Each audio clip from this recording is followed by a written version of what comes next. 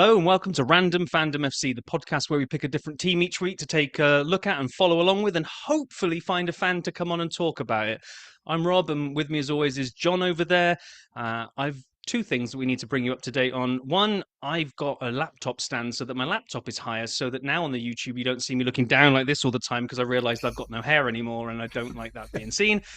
Secondly, we had a little bit of a gap, as you might be aware, because John went back home and visited the UK for a couple of weeks. So glad to have you back, John. How was your trip? If you don't want to talk about Anfield, it's fine. I took my daughter Raiden to Anfield. She's been there before, but it was her first time standing on the Kop, and it was a phenomenal experience. We had a great time despite getting absolutely crucified in the second half of the game, but it was still enjoyable. Still enjoyable. I was going to say, okay, so the game you're referring to is the PSV Champions League game, right? And they kind of schooled Correct. you in your own backyard. But I'm jealous because there is just something about being at a game, irrespective of whether you win, lose, or draw. You can't beat that experience. And to have your daughter there as well, it's got to have been sometimes some of the closest bonds are made through losing, right? That's right. It was a great game. We were in it for 60 minutes, and my daughter loved the chanting and the atmosphere. It was a phenomenal experience, and we managed to do the museum tour as well before. A couple of days before, we went and had a look round, got on the pitch. Got to sit in the seats. By the way, the most comfortable seats you've ever sat in. Luxurious. We got to see the changing rooms, all of that. So great stuff. Well, I know what you mean. We went on holiday to Madrid once and did the Bernabeu tour, and those big seats they've got in their dugout. I was like, oh wow, I wouldn't even want to come on as a sub. I'm just going to sit here. Anyway, let's not just spend too long talking about that. What we plan to do today is that there's a small little matter of something called the World Cup draw that happened over the last couple of weeks. So we are going to kind of do our random fandom reaction to that, quick look at the groups, maybe call out who we think is going to top each group and spend a little bit more time talking about England. We'll give an update on Worksop. Our mission to find a Worksop fan has failed, but we will give an update as to whether the random fandom magic did its thing again. And then also, if that wasn't enough, the MK Dons we're following in the FA Cup. It was FA Cup weekend this week, so we'll check in on how they got on and then what the third round draw has meant for us in terms of following along. So, World Cup draw. Let's do the good old alphabetical way. So it's Mexico, South Africa, South Korea, and then somebody from UEFA Playoff D, which I did my homework, and that's either Czech Republic, Denmark, North Macedonia, or the Republic of Ireland. So first things first, who do you see rounding out that pot? Who's coming through that playoff? I really hope it's Republic of Ireland. I really do. Yeah, So it would be amazing to have the four home nations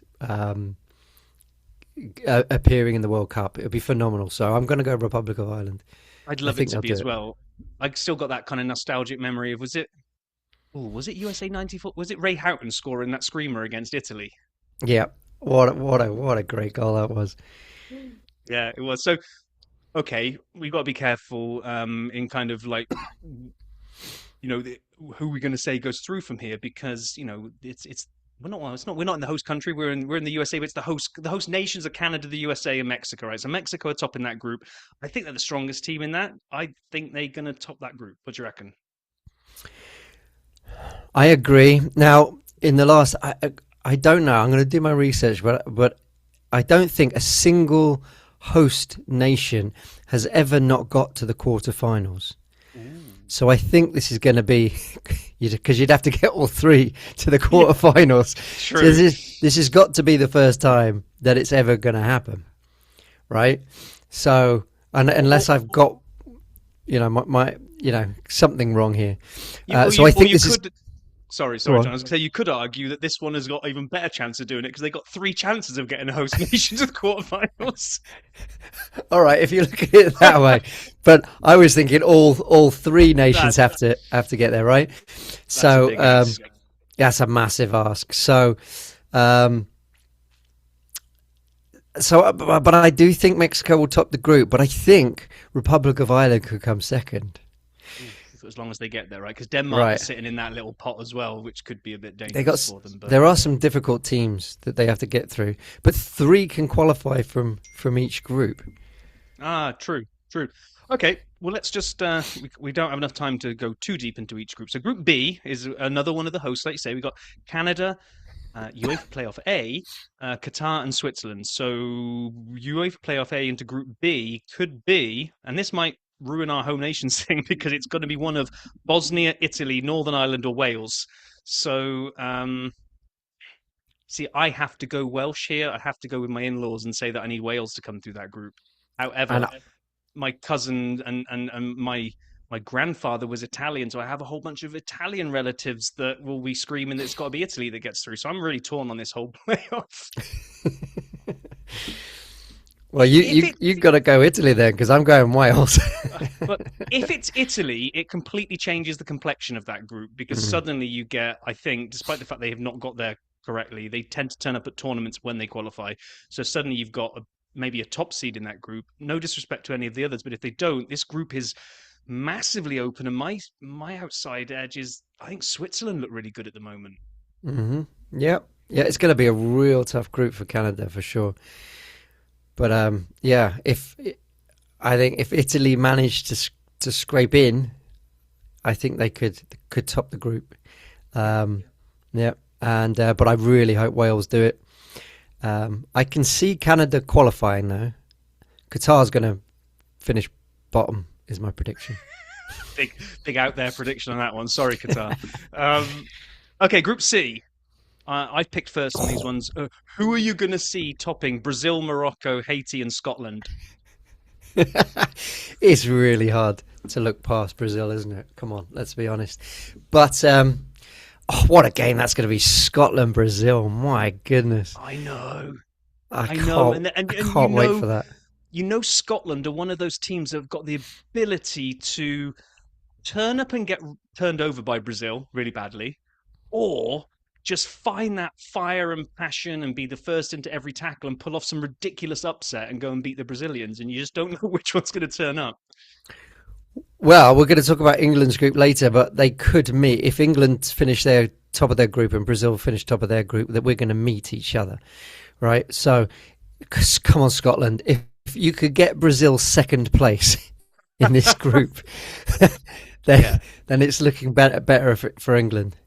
But you'd have to true. go Brazil top, Scotland second, or Morocco second. Morocco are a great team as They well. So, are, they are. But I think if Scotland can um, get something out of the Brazil game, even if they lose, if they come out of that with good performance, I think mm, they can then go after the other two. So mm, you wouldn't want Brazil last with everything sitting on the line that you needed to beat Brazil to get through. So I think probably getting the Brazil game out of the way is good if they mm-hmm. can put a good performance in. So okay, risk of alienating people that we live around here. We're going to look at the US group. So this might be for you, Mike, and you deserve everything the grief you've been giving me for the Villa result. But anyway, Group D, USA, Paraguay, Australia, and right, who's our Group D playoff? Kosovo, Romania, Slovakia, or Turkey?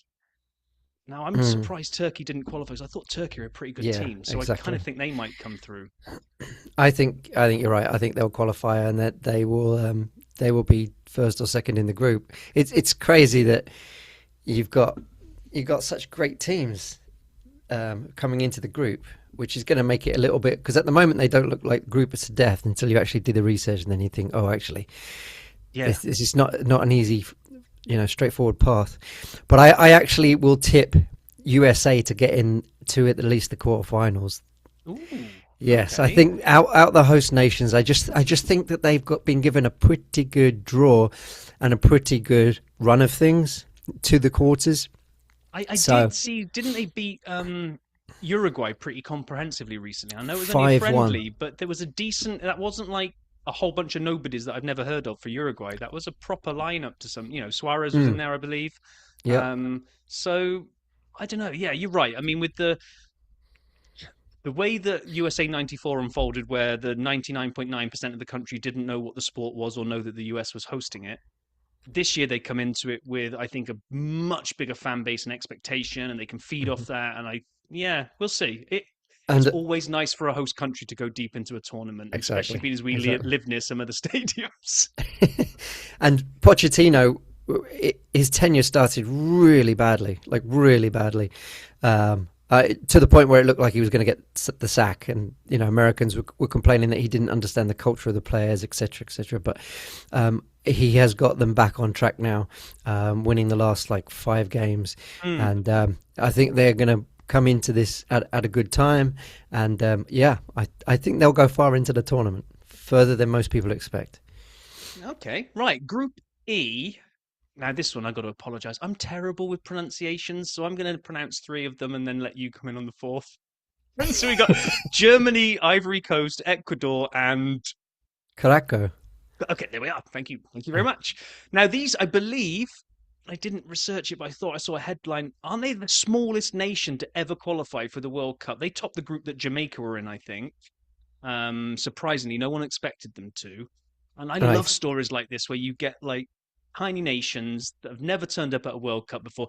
I love World Cups for seeing the big players that we want to see, the Brazils of the world, and see how far England can go before they ultimately disappoint me. But my other thing I love about World Cups is these hidden gems that you're like, they're just going to love every minute. Even if they get beaten by every team in that group, they are Mm. going to love being there. And sometimes those teams pull a surprise out of the hat. And I'm kind of thinking of like when none of us really knew who Senegal was and they beat France, I think, in a World Cup. So, but it's got to be Germany, right? It's Oh, a gimme group for Germany. it has to be. Absolutely has to be. Yeah, and Germany have been doing well recently. So, yeah, 100% Germany.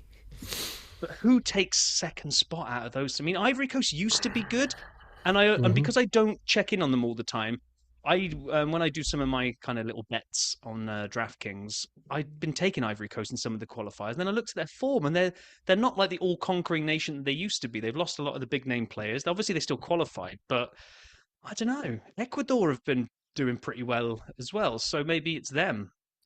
I would go Ecuador. Okay. Yeah. Well, you've spoken, so it is fact. Are we doing these individually, or is this No, a no, no. random fandom? This is random fandom. This is the collective. So, All right. right, Okay. then we get to Group F. My God, there's loads of groups this time. Um, we got the Netherlands, Japan, Tunisia, and let's have a look at Group F's playoff is Albania, Poland, Sweden, or the Ukraine. I mean, that's a nasty set of playoff teams there because you look at all those and kind of go, Poland, Sweden. How are you not already there? I I know, it's mean, ridiculous. but And you'd have it, to fancy Poland or Sweden to do third in the group, maybe behind. I think it'll be Netherlands top, Japan second. ooh, Yeah, I okay. think I thought you were Japan going to will. go. No, I think Japan might do well. Yeah, But if yeah, it is a Sweden or a Poland that come in, you still think it's Japan that finished second in that one? yeah. I do, Huh? I do. Okay. With Sweden or Poland third, and then Tunisia fourth. Okay. Well, rocking on to Group G, we have the perennial disappointments, Belgium, who are always tipped to win every tournament more than we are, and then fail to turn up. Uh, Followed by Mo Salah, Egypt. You remember that ex-Liverpool player? Iran and New Zealand. I'm looking at this and almost thinking that the order it's written in on that is the order it finishes in: Belgium, Egypt, Iran, New Zealand. I can't. Well, possibly New Zealand above Iran. I might go. But yeah, otherwise, I think you're right. Belgium have to finish top, surely. Surely they do. I mean, I don't. Maybe people aren't tipping them as much this time, and maybe not being tipped as a dark horse will finally allow them to kind of come out of their own shadow and actually turn up because they've just. Yeah, a bit like remember when we were growing up, it was always the Dutch, which were the best team to have never won a World Cup, and everybody was looking at their embarrassment and riches and saying, "How are they not winning a World Cup?" And then Belgium went kind of through that at the peak. What couple of tournaments ago when you had De Bruyne Hmm. at his De prime Bruyne. and Lukaku and the rest of them, it's kind of like, well, how are they not winning? Now maybe they haven't got as much expectation. I'm not sure, but okay, Group H. This one feels like a gimme. Spain, Cape Verde, Saudi Arabia, and Uruguay. I mean, Spain could probably S- put their reserves out for half these games. Sorry to everyone else in the group, but I mean, Spain are my favourites to win the World Cup. So right. I think it's a no-brainer. They're going to be undefeated. I don't think they'll concede a goal, to be honest. Oof, oof. You heard that here Yeah, first, folks. yeah, Not even Uruguay yeah. sticking one past Spain. Like there's not a close 2-1 win or Uruguay, something. Uruguay just got beaten 5-1 by the USA. So See, they put one past the US. I cannot see Spain doing anything other than battering these countries. Do you have Uruguay taking the second spot though and battering the other two? Saudi did actually put up a No, couple of decent results. Actually, looking back at so I they. I think Saudi second and Ooh, Uruguay third. Yeah. okay. Okay, right. We're almost well. We got four more groups. Group I: France, Senegal, Norway, and FIFA Playoff Two, which for Group I is Bolivia, Iraq, and Suriname. So I'm not seeing the team that comes in here really changing the shape of the group too much. Yeah. But Bolivia, maybe. I would say my outside bet for going deep into the tournament is Norway. Ooh. The way they absolutely ripped Italy apart in that last game, and Hmm. Haaland just looks ready for prime time big stage of the World Cup. They've got I can't remember the name. They've got two wingers that are just full of bags of tricks, and they just know how to beat their man and then just cross it. They don't even look up. They just know Haaland's going to be in there, and they're not ashamed to play to the fact that they've got like the world's best striker up front who likes service. So they're not overcomplicating it. They got Odegaard as well sitting behind pulling the strings. I think they can win this group. Do you know what? Okay. Are we gonna Go let on. you? Are we gonna let you have that as the random fandom? I mean, it's I, only ca- it's I, them or France, I think. I But France, cannot see anyone but France finishing top of this group. because I That can would see Norway, right? Here's my logic. I can see go on. Norway disposing with whoever the playoff team is, like Bolivia, Iraq, or Suriname. So Norway are going to win that. I can see Mm. Norway beating Senegal. I can see France doing the same thing as well. So I see the top spot coming down to the France-Norway game. And I know Italy aren't as good as France. I know France are much better, and France have got Mbappe and other threats. But the way Norway played, it reminded me of the way Greece won the Euros, but they're very functional. They're very well drilled. And then they've got this pace to burn on the wings and Haaland up front. I could see them pulling a surprise out of the bag against France. If it happens, Rob, then I will bow down to Okay, so you're giving me your one group. greater knowledge. Go and stick a fiver on Norway to win the World Cup. There we go. Um, I tell you what, if that happens, and I obviously won't go and put that bet on, I'll be kicking myself. But okay, Mm. Group J. It's almost all the A's. We've got Argentina, Algeria, Austria, and Jordan. I mean, Argentina, that's Argentina. World Cup holders. They're not gonna mess this up, are they? I'm with you on your Spain prediction that this one almost feels like it's a 3 wins, nothing conceded. I Yeah. don't see anybody causing them problems. And I know I'm not, neither of us are experts on all of these countries, but oh, Algeria used to have Mahrez, right? City and Leicester. Hmm. He's Yeah. Algerian. I don't think he's still playing. So I don't know who these teams have got really that are going to be the difference makers against a team like Argentina. So I think those three just all fight it out for second spot. I think I don't even know, to be honest. I don't know enough about them. I could Well, say Austria, but I think Jordan will come last, yeah. and then yeah, toss a coin between Algeria and Austria. Okay, almost at England's group. The last Group K: Portugal, Uzbekistan, Colombia, and one of Congo, Jamaica, or New Caledonia. And if I know you do listen to this sometimes, Damon. He's a Manchester United fan, but Jamaican heritage, and I play against a team in our local over 40s division that is big Jamaican contingent. Those guys are great. I would love to see the Reggae Boys get to the World Cup and have Jamaica in that slot. Um, Yeah, I mean, I can't see anyone other than Jamaica making that. I don't think, but Portugal surely would finish top. oh, Portugal with their special rules application for Oh, Ronaldo. You mean? yes, anyone else would be banned, but Ronaldo, that's fine. That's Yeah, no it's fine. problem. We our TV audience and attendance figures might go down if Ronaldo's not there. So let's do some special like community service. What's he got, like a suspended sentence or something? Like they've said, oh, just don't do anything naughty again, and then we'll forget about the ban. Yeah, it's just FIFA are so corrupt. They're just unbelievably corrupt. Yeah, I know. So little sidebar. So me and John are in a text group with our friend Mike, who's our Villa fan, and John was kind of saying about how there's the mandated 22-minute break that's going to come in for the water breaks, irrespective of whether it's hot or not. They just said every game will stop at 22 minutes, and the debate came up about, well, is that going to be like soon as the clock goes 22, the ref's going to blow his whistle and just stop it, or is it as close to 22 minutes that the ball goes out of play? I might just drop this great joke, which was kind of like, no, it'll just be stopped at 22 minutes. So you're watching your team on an attack.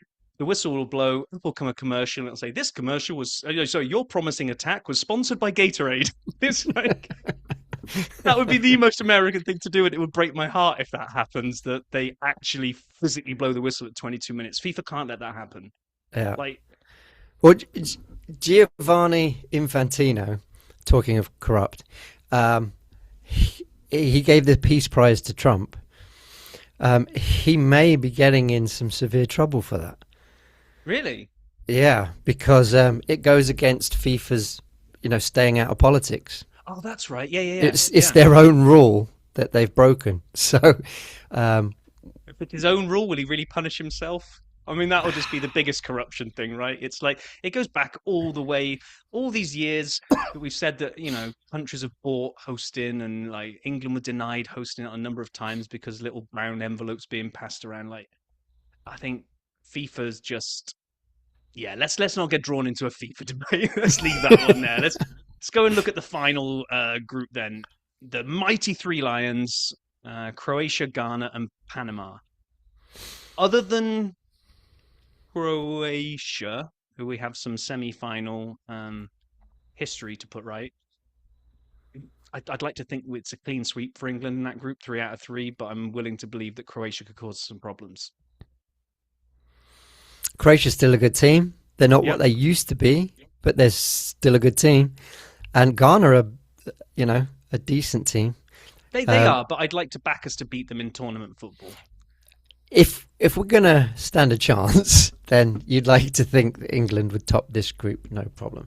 Yeah, I mean, yeah. the Croatia game, like, what, Luka Modric is 75 now, and they will bandage him up and put him out there, and he will still look like one of the best players on the pitch. He'll still be man of just, the match. yeah, he'll glide around and just make defense splitting passes, and everyone will go, how's this possible? Because none of us know how Luka Modric can just defy age, but he will.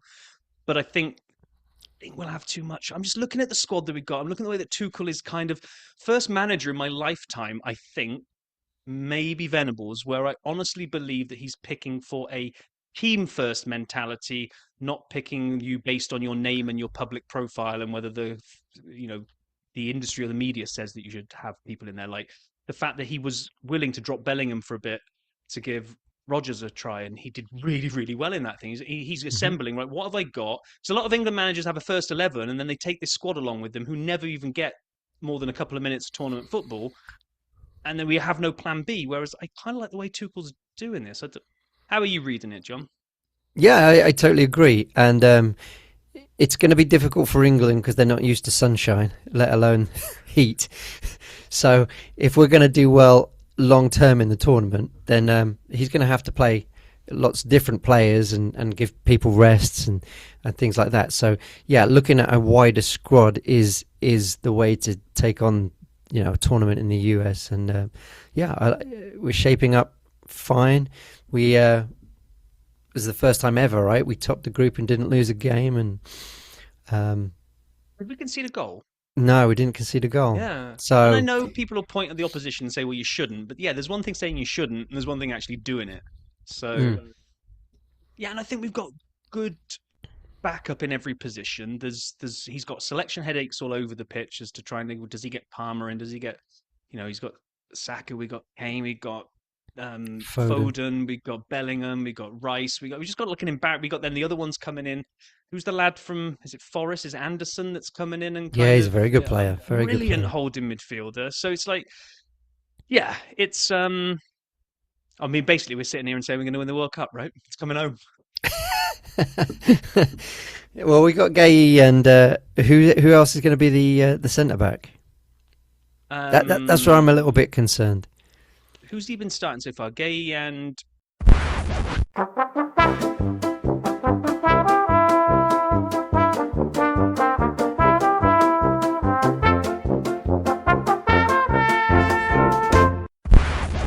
okay, we're back from our technical glitch. Although you listening to it now or watching it on YouTube didn't even notice anything. But yeah, me and John were out of action for a few hours there because something happened to the internet here in Avon, Connecticut. Anyway, we were midway through discussing who is partnering Mark Gaya at the back for England, and John was about to enlighten us when it all went to crap. Well, so I think you're just saying that Stone's there, but he gets injured. So we have Chalobah, Konza, Dan Burn, but I don't know. Yeah. It's the weak area for me in the squad. And can I be controversial and just say I think it's the worst England squad in living memory for me? Well, that is controversial because in midfield and attack, I think we've got an embarrassment of riches, and I don't know how he picks his best team, but I'd give you like, oh, mind you, at the back, we got Livramento and Lewis Skelly as left back, maybe more to come in there. Right back, who we got right back these days? Reece James. Yeah, Reece James, unfortunately, he made a paper, so will he last the tournament? Exactly. Trent Arnold, the same. Mm-hmm. But Jed Spence, or is he on the left? Yeah, I think so. I think so. I mean, I think you're being a bit harsh. Maybe on the back line, if you look at yesteryear, where we were just made out of centre backs, and yeah, exactly. We always had a strong centre back pairing. No, I give weakest spine at the back or weakest defence maybe for a generation or so, but I can't agree in the midfield and up front. We've got a lot there. I don't know. Harry Kane aging. Yeah, but he only needs one tournament left in the tank, doesn't he? And yeah, there we're a bit threadbare. I know, Ollie Watkins is maybe finding some form again for Villa recently after going like 100 games without scoring, but we're a little bit light there. But there's enough everywhere else. There's enough. I don't know. I don't know. It's Saka and Foden don't light tournaments up, and come off it. Excuse me. You're going to get me on a Saka soapbox here. It was like the player of the tournament in the Euros. Okay, so come off it. I don't know. Madueke as well. He's good squad depth there. We got like you say Palmer. We got Foden. We got Anthony Gordon down the left wing. We got Harvey Barnes as well. We got a lot of wingers. We got a lot of creativity there. Okay. All right. Okay, so basically we're saying that we're going out in the group stage. No, Panama and Croatia to go through. Right. Okay, let's leave the World Cup behind us for a while. We're going to try and do something next year. We're going to be doing some build-ups to the World Cup, no doubt. And then when it's actually in action, we're going to try and maybe find a bar to go sit in and do live episodes. But that needs a whole lot of research. We're going to need to go to bars and drink, John, to research this, I think. So. Well, anything for the pod. Exactly. Right, okay, so Worksop. We tried. I joined a Reddit thread of the National League and kind of put a call to arms out there of any Worksop Town fans. We couldn't find them. So we're going to cut our losses there and say we tried. We followed you, Worksop, on your opening game. That we followed you. The magic was strong. Away to Chorley in front of 740 people. Worksop won 3-2 away with an 89th minute winner from Whitman Brown, who advanced to the next round of the FA Trophy. So we can claim that, John. That's ours. Absolutely. Fantastic result. Now, didn't you have some potentially dubious factoid about Worksop Town? Yes. I was fascinated to get a fan on, and maybe we'll find one, and we will get one on. But the club claims to be founded in 1861, which would make them the fourth oldest football club in the world. Wow. Okay. However, there is no record of this. What? The earliest record of them playing is 1875. Okay, so we just got to go by what the club says. So they founded Sorry, was that 13 years before they first kicked a ball? Yes. Or So, maybe like or Tuchel, they 14. couldn't settle on their strongest starting 11, and it just took them a while to pick it. So, hopefully, in the years to come, we can find evidence of this. Um, so yeah, but that's not their only claim to fame, though, Rob. Oh, The mighty Chris Waddle of Tottenham and England played for them in 2000 to 2002. did he really? And Yes, turned out for Worksop Town. Worksop Town. So Oh my could you gosh. imagine being one of their fans then? That would have been an absolute. Obviously, they didn't get him in his pomp. No, He so he would played. have been in his He had. prime late 80s, early 90s, right? So you're Yeah, talking a good yeah. So he decade had. after.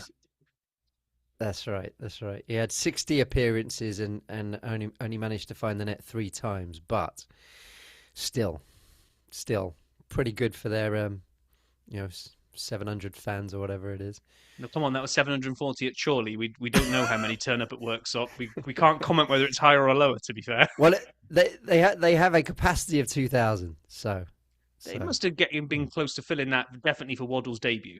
They must you have. would have thought so. You would have thought so. Again, Well, if we could we get a definitely need Worksop a fan fan. on especially if there's an older Worksop Town fan that was there for that. We want to know what it was like when Waddle turned out for And Worksop. they've been living their glory years recently as well. So like in it, they won the cup, the Hallamshire Senior Cup in 2022, and then the 23 season they were the first English team to secure promotion, and then 2024 they beat Penistone Church FC. Know them well. It, yeah, at Hillsborough in the Hallamshire Senior Cup to equal the record 14th time. And then last year, they beat Hallam FC 2-1 to win it the 15th time, breaking the record, Wow. and got promoted back to the Conference North. So Well, there we are. we're the dizzy heights of We are, their and glory days. even a team that we had to dig down into the tiers. Look at the research that we do when we follow a team. We follow them properly. So, okay. Speaking of teams that we follow, switching gears, MK Mm. Dons. It's our FA Cup run. They were drawn in the second round at home to Oldham, which was last weekend. They went 2-0 up through Joe Tomlinson and Liam Kelly. Then Oldham pegged them back. Luke Hannon made it 2-1 in the 76th, but Nathaniel Mendez, 90 plus 2, came on and made it 3-1 to send them through to the third round. I was looking at the draw thinking, okay, we're going to be following these guys through. Are they going to get a big glamour tie? We're going to get like MK Dons away at Liverpool, Arsenal, Man City. Like who are they going to get? Well, they didn't get the glamour tie, but maybe they got a tie that means we get to support MK Dons for a round further because they got drawn at home to Oxford. So I haven't checked yet. This is my bad. Oxford, are they in the same division as MK Dons or are they below them? Uh, Through the power of the internet, maybe we can work this one out. But either way, it feels like one that at home that feels like a winnable tie, unless I've completely messed this up. You're checking it out, aren't you, John? I can see. I'm trying to. Yes, yes. I Let's have a can't. look. I'll Unfortunately, go. my I'll go Oxford. So Oxford United are in the Championship, but they're where are they? They're just the above the relegation zone 21st. at the moment, 21st, and NK Dons are in League One, aren't they? So Yes, it's a kind of a it's step a up, but I'm kind of thinking that no, they're League Two. Sorry, I messed that one up. There is a whole okay, okay. Our run might come to an end here, but MK Dons are at the top end in the playoff positions. They're the ones on form, flying high. They're at home. They can do Oxford, and then we'll get a big glamour tie in the fourth round. Come on, MK Dons, we can do this. can't believe I'm cheering on Wimbledon. Yeah, or we're going to be cheering on Oxford pretty soon. We'll see. Yeah. Either way, like we said, either way, we're going all the way to Wembley. We just don't know who with yet. Okay, final business. Drawing another team out of the hat for the random fandom brigade to follow again. So we went all the way down to Worksop. Let's fire up the supercomputer and see what we're going to be getting this time. So here we go. Ah, ah. Okay, I love it when it does this, when it goes one extreme to the other. We've now just bounced all the way back up to the Premier League. So, Premier League, and one with a long history here that we've got to find a fan here. We will be following Nottingham Forest. Nottingham Forest. Wow. Okay. Nottingham Forest. So let's have a quick look that as we are here midweek recording, for Arsenal have just beaten Bruges 3-0. We're going to do a Liverpool, I sense. We're going to absolutely walk the group stage and then get knocked out in the first knockout stage. Was it first? When did PSG Yeah. knock you out? Did you win Yeah. a knockout tie and then go out, or was it the first one? No, straight out to PSG on Yeah, I penalties just got though. this. I've got this horrible feeling in my stomach that everyone's giving it the large now. That like, oh, it's a walk in the Champions League. It's like, yeah, just give a Liverpool fan a little talk about how that felt last year. Like, Mm, there's no medal for winning the group stage. yeah. Um. Anyway, oh, talk about my Arsenal rivalry. Their home game this weekend, Tottenham, Nottingham Forest against Tottenham. Ooh. Now, Tottenham have been pretty poor at home, other than they did win in the Champions League, but away they've been pretty good. So we'll have to see how this one goes. Nothing would make me happier than for the random fandom magic to work in Nottingham Forest. Yes, absolutely. Well, we got to get a Forest fan. So We've got to get a Forest fan. If yeah. you are a Forest fan or you know a Forest fan, send them our way and let's get someone on to talk about the mighty Nottingham Forest. Doesn't matter whether it's recent fan that can talk about through the kind of the way back to the Premier League, or if you've been a fan for years and you know the glory days and then you suffered through all the pain. Doesn't matter. Just get in touch and we'll have you on. So I think that is about that, John. We've covered the World Cup, we've covered Worksop Town, smashed the FA Cup, and now we've got a new team. There's nothing else for us to do. Fantastic. We've got to get to work finding a Forest fan. And when they come on, they're not allowed to talk about beating Liverpool this season 3-0. We're gonna make them sign a waiver. You Yeah. can come on, but But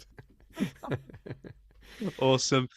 Okay, nice one. Well, we will be back here again to talk about how we got on following Nottingham Forest and then draw the next one. So until then, we are out of here.